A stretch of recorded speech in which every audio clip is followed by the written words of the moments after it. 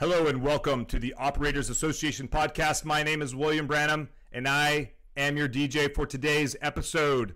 I am a 26-year retired Navy SEAL, retired in 2018, and just like I said last time, we're going to talk the real meat and potatoes of special operations training. I'll talk about mindset. Really what I'm going to talk about is my journey through BUDS, many of my lessons learned, and one of them is if you're not running right now, you should be. Running was, something that almost cost me my SEAL career. So get out there and run.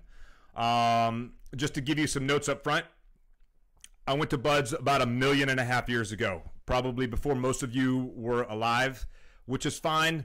I like to say, actually, everyone that went to BUDS before me or before you or before anyone, they were the last hard class.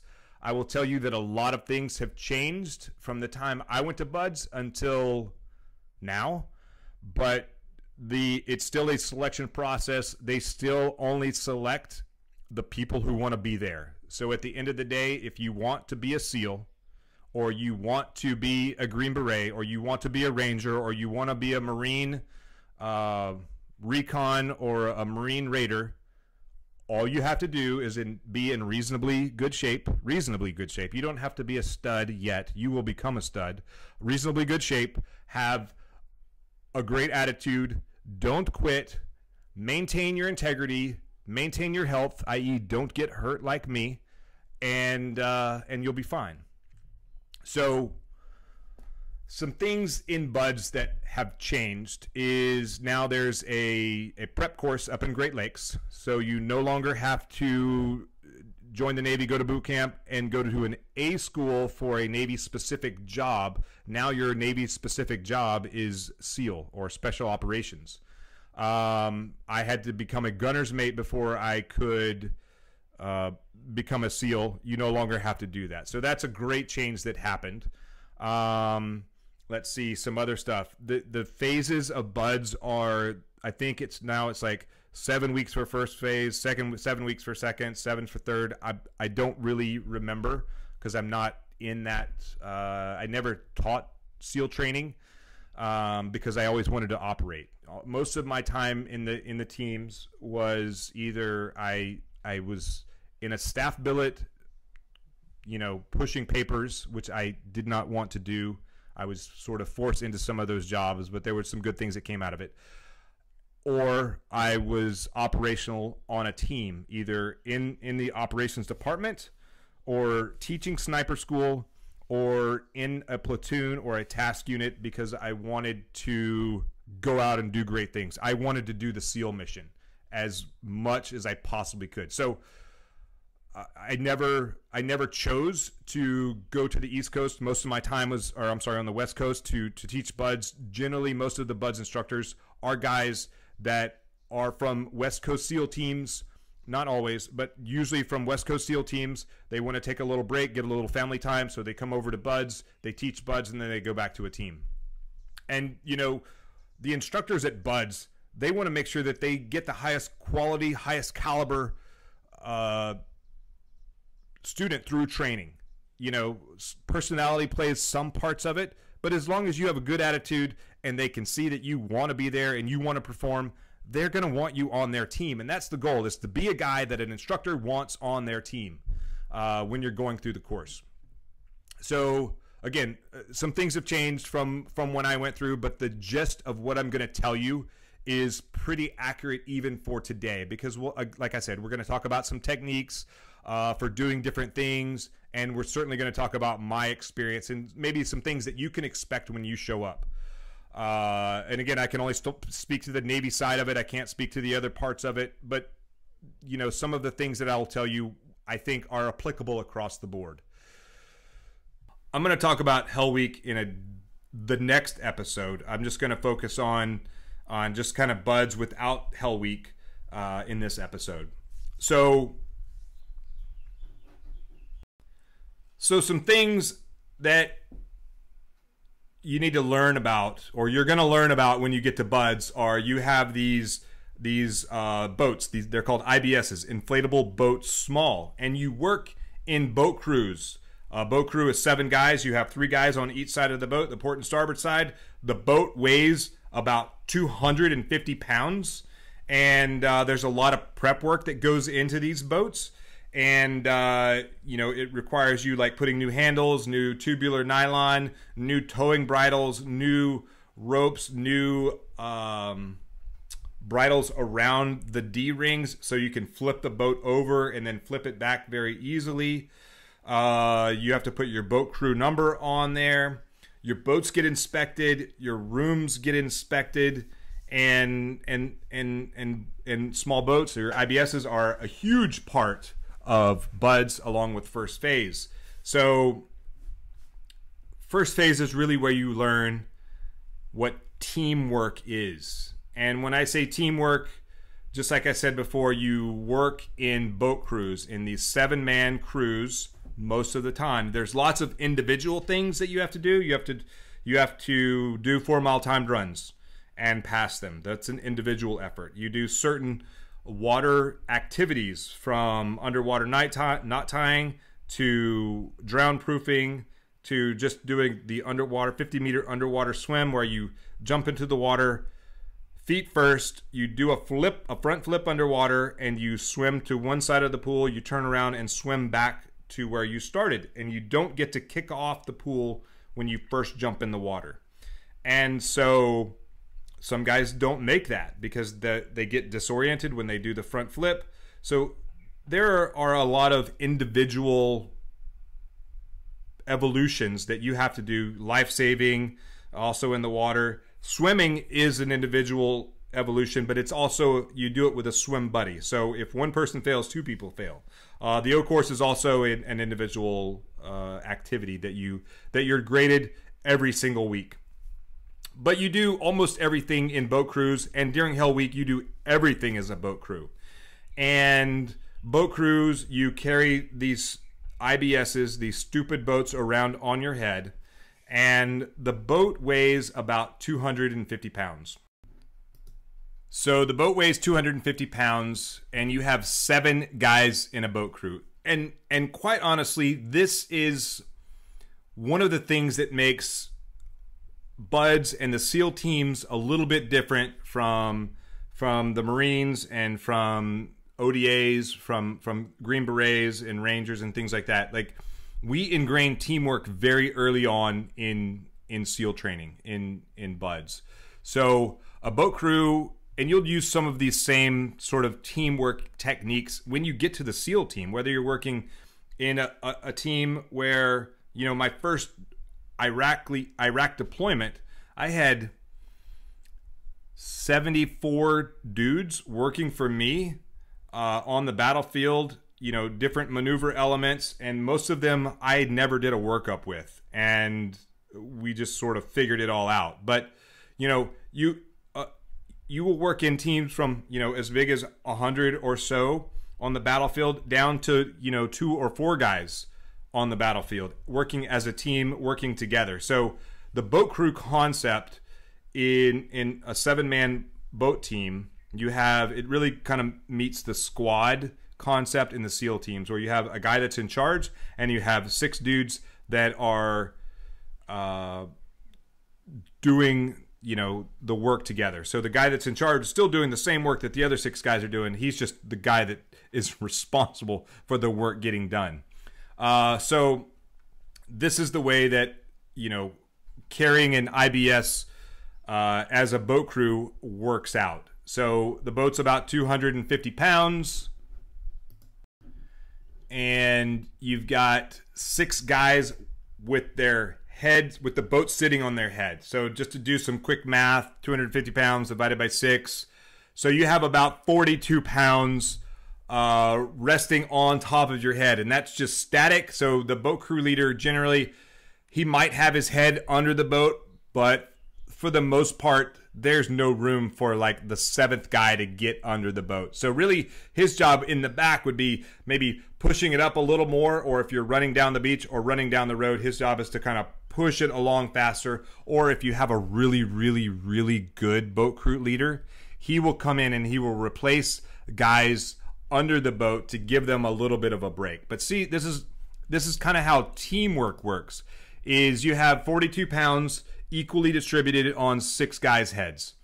And this is just standing still. You're never really standing still with the boat sitting on your head very much in buds.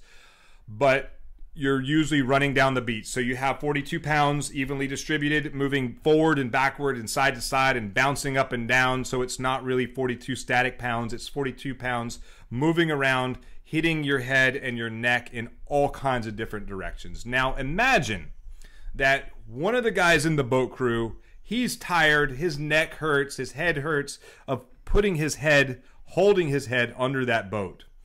And he decides to kind of duck down a little bit. Now, you can't tell that he ducked down because he still kind of has the boat on his head, but you don't even care what he's doing, what the guy in front of you is doing. You're worried about not stepping on the guy's foot in front of you. You're worried about the bouncing around of the boat on your head.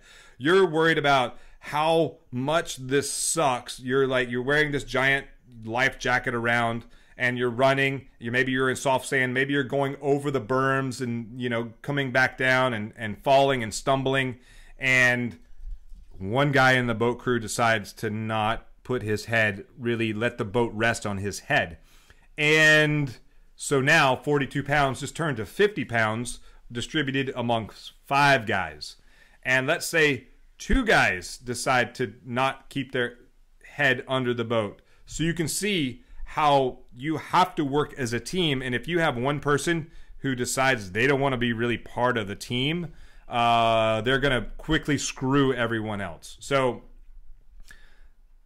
that's sort of the boat cruise concept, and that is really what is pushed in buds, especially in the first phases up through Hell Week, because a boat crew will make you or break you. You will either win together or you will suffer even more together. You will fail together. So I just throw that out there just to kind of talk about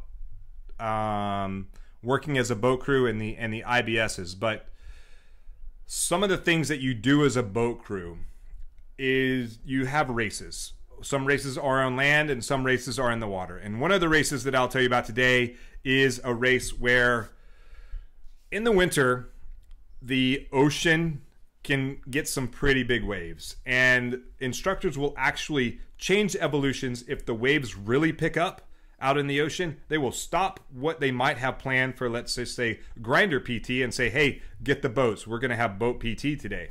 And you'll go out into the ocean.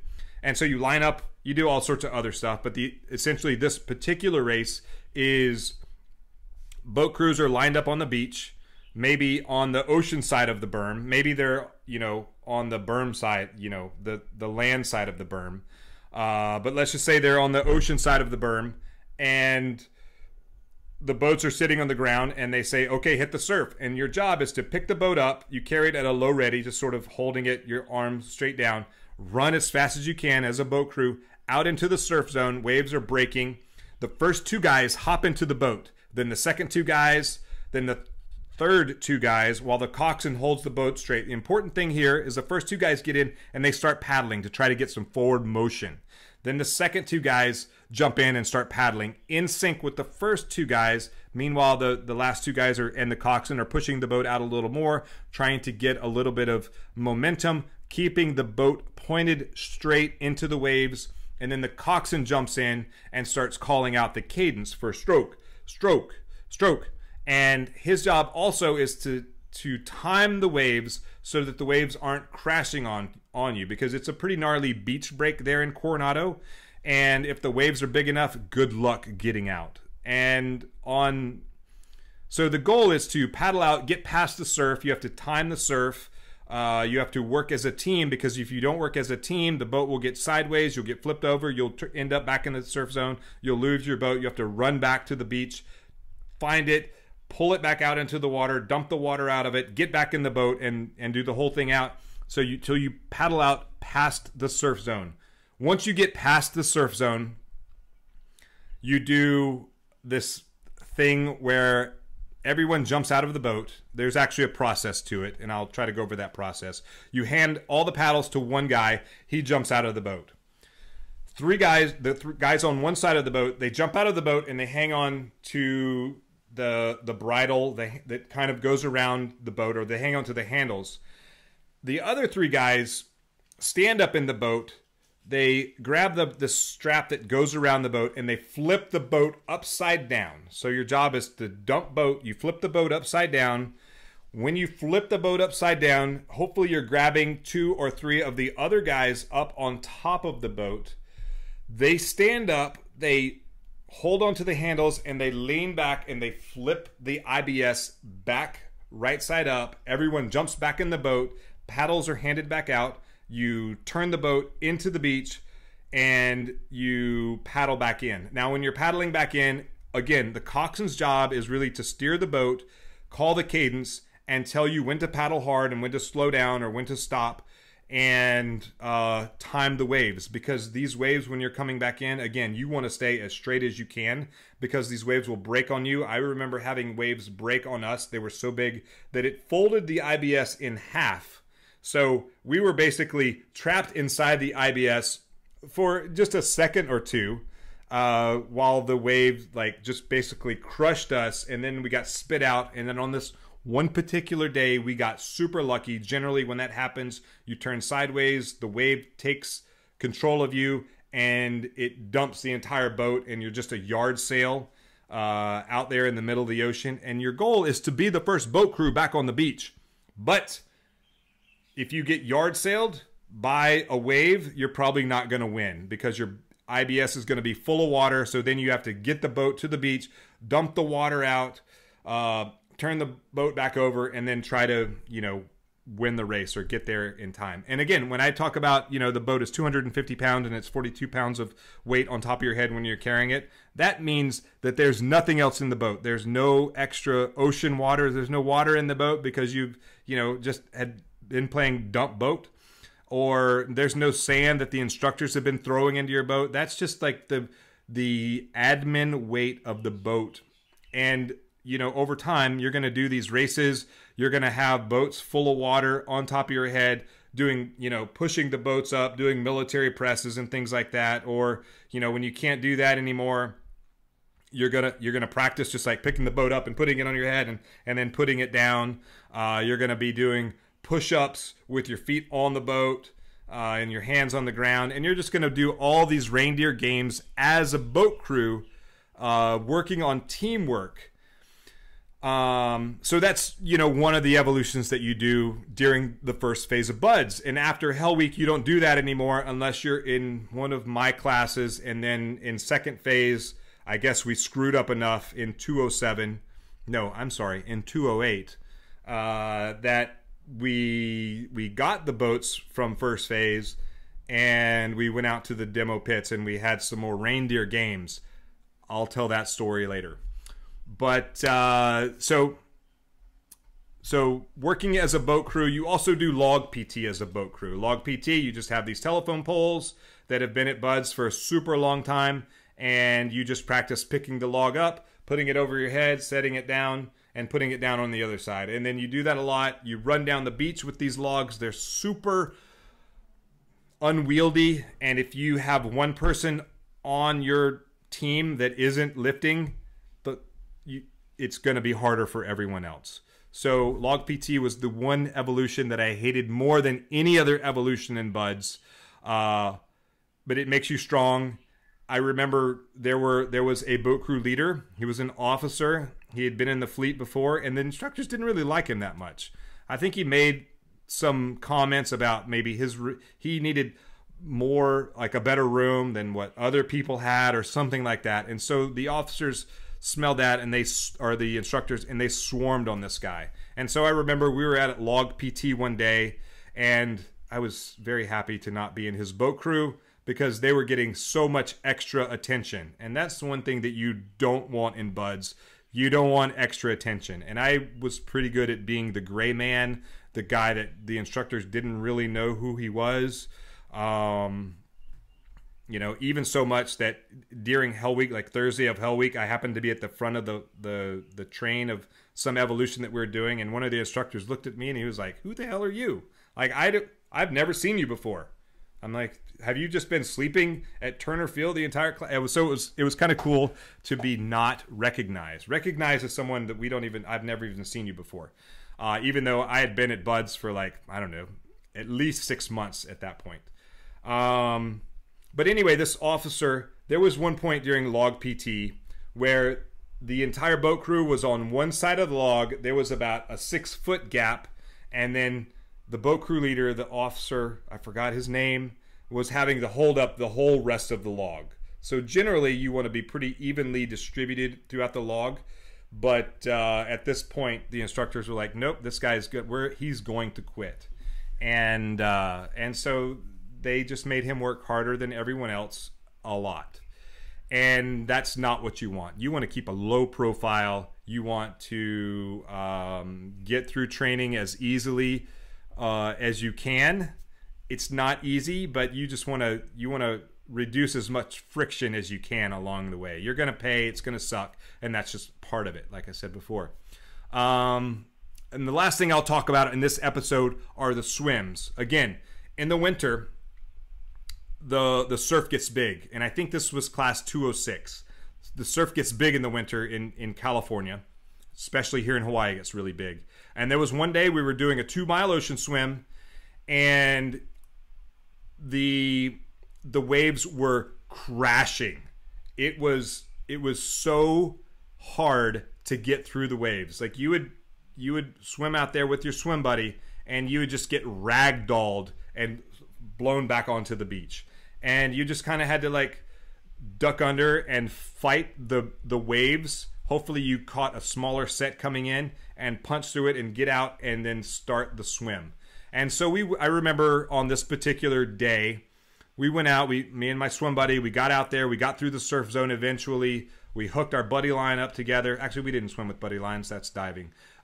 We started to swim, we went down to the buoy, we turned around, we came back. And generally at the end of every 2-mile swim, the instructors require you to get a bottom sample. So basically, you're very tired because you've just been swimming your butt off. You don't have a watch. You don't really know how long it took you, if you made it there in time, so you just have to swim as fast as you can. The same for 4-mile time runs. You don't know how long you've been running. You just have to run as hard as you can. So we finished the swim, swimming as fast as we could, and then they're like, get a bottom sample. And because the waves were so big, the buoy was much further out than what it used to be.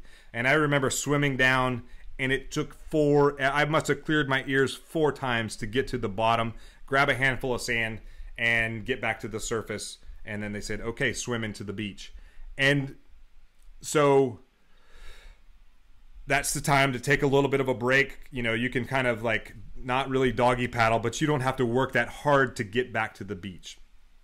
But remember, the waves are big, they're pounding, and then we get back into the surf zone and we just get ragdolled, we get tossed, and thank the Lord no one got hurt. For sure, I think someone did get hurt, they hurt an arm or something, but they were fine, no broken bones. But it was definitely high on the risk assessment scale for the power of the ocean. The ocean is relentless. It will destroy you if you do not respect it. So we finally got back into the beach, and what I saw on the beach, I was like, oh my God, this was the ultimate pay me now or pay me later. So pay me now means put out as hard as you can and finish the evolution. So in this case, we all put out as hard as we could. We got through the surf zone. It was not easy. It was one of the hardest things that, you know, we did at the time, was getting through that surf zone. It was like potential, you know, the potential to drown was high or get hurt. So we got out there, we swam. But when I came across the beach, there were 2 swim pairs. There were 4 guys on the beach wearing a wetsuit. And our wetsuits are not great in Buds. They're old, they're hand-me-down wetsuits. They're an old beaver tail where it's about, I think, a 5mm neoprene wetsuit. There's not a lot of movement in it.